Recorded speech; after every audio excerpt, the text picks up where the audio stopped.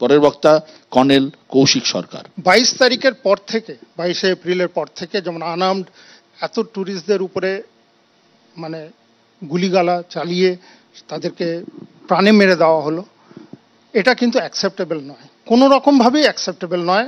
সে আমাদের দেশ হোক বা যে কোনো দেশই হোক অ্যাকসেপ্ট করবে না। সেই জন্য একটা পাবলিক ওপিনিয়ন শুরু হয়েছে, যেখানে সবাই চাইছে যে এবারে পাকিস্তানকে একটা উচিত জবাব দেওয়া হোক। আমার তরফ থেকে যেটা আমার বলা সেটা হচ্ছে, আমাদের আর্ম ফোর্সেস কিন্তু প্রিপেয়ার্ড অল দ্য ওয়াইল একটা লড়াইয়ের জন্য, অল দ্য ওয়াইল সেইভাবেই তারা ট্রেন্ড এবং সেইভাবেই তারা অ্যাক্টিভিটি করে থাকে। যে সার্জিক্যাল স্ট্রাইকের কথা বলা হয়েছে, সেই সার্জিক্যাল স্ট্রাইক আগেও হয়েছে, এই জামানাতেও হয়েছে, এবং যখনই হয়েছে তখনই হয়েছে যখন পাকিস্তান আমাদেরকে কিছু একটা করার চেষ্টা করেছে, আমরা তার মুঁহতোড় জবাব দিয়েছি। সেই মুঁহতোড় জবাবটা খুব দরকার। এবারে এমন একটা জবাব দেওয়া দরকার যে পাকিস্তানের মেরুদণ্ড ভেঙে যায়। সেটা কিন্তু সম্ভব, কারণ আমাদের আর্মির বা আর্ম ফোর্সেস এতভাবে টেকনোলজিক্যালি সাউন্ড আজকের দিনে, যেটাতে তারা খুব বড়ভাবে পাকিস্তানের উপরে একটা আঘাত আনতে পারে। কিন্তু আমাদের সেই সময় এটাও মনে রাখতে হবে, দুটোই নিউক্লিয়ার স্টেট, সেইটা মাথায় রেখেও আমাদের এগোতে হবে। সেই জন্য একটা প্ল্যান প্রিপারেশনেরও দরকার আছে।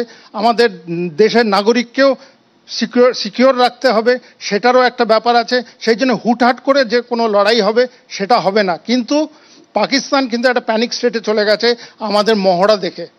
আমাদের আজকে এয়ারফোর্স কয়েকটা এয়ারক্রাফট গঙ্গা এক্সপ্রেসওয়েতে ল্যান্ড করেছে, সেটা দেখে তাদের ভিতরেও একটা চাঞ্চল্যের সৃষ্টি হয়েছে। আমাদের এয়ারফোর্স এখন একটা অত্যাধুনিক একটা এয়ারফোর্স, যতই পুরনো বিমান হোক যাই হোক, দে আর ওয়েল মেনটেন্ড অ্যান্ড তারা কিন্তু ডেলিভার করতে ওস্তাদ। আমাদের একটা অভ্যেস আছে যে কম রিসোর্স দিয়েও আমরা লড়েছি। 71-এ পাকিস্তানের কাছে আমাদের চেয়ে বড় হাতিয়ার ছিল, অনেক বেশি অ্যাডভান্স ছিল টেকনোলজিতে, বাট ওদের 93,000 সৈন্য বাংলাদেশে সারেন্ডার করেছিল।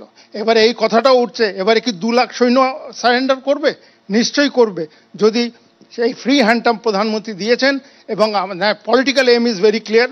সেই জন্য সেটা মাথায় রেখে এখন আমাদের এগোতে হবে। মিসাইল টেস্ট, আমাদের যত রকম অস্ত্র আছে সেগুলো সব টেস্ট হচ্ছে অন রেগুলার বেসিস, এবং সেইগুলো মাথায় রেখে আমাদেরকে এগোতে হবে যে আমাদের কাছে ব্রহ্মসের মতো মিসাইল আছে, যেটা পাকিস্তানে অলরেডি একবার চলে গেছিল, ভুলবশত একবার ফায়ারও হয়ে গেছিল, এবং তার ড্যামেজটাও আমরা দেখেছি, এবং তাদের রাডার সেটা ধরতে পারেনি, সেটাও আমরা দেখেছি।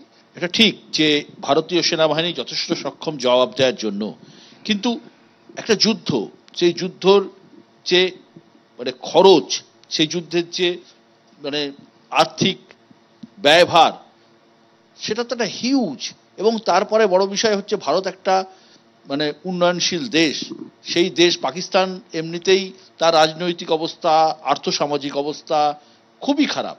সেই অবস্থায় দাঁড়িয়ে পাকিস্তান কি যুদ্ধের দখল নিতে পারবে জানা নেই, যুদ্ধ হবে কিনা তাও জানা নেই। কিন্তু গোটা দেশের উপর একটা বিরাট চাপ তৈরি হয়েছে, গোটা দেশের চাপ তৈরি হয়েছে সরকারের উপর যুদ্ধে যাওয়ার জন্য। এবং এটাও কিন্তু একটা নতুন চাপ, যে চাপটা কিন্তু 70 বা 62 বা তারও আগে ছিল না।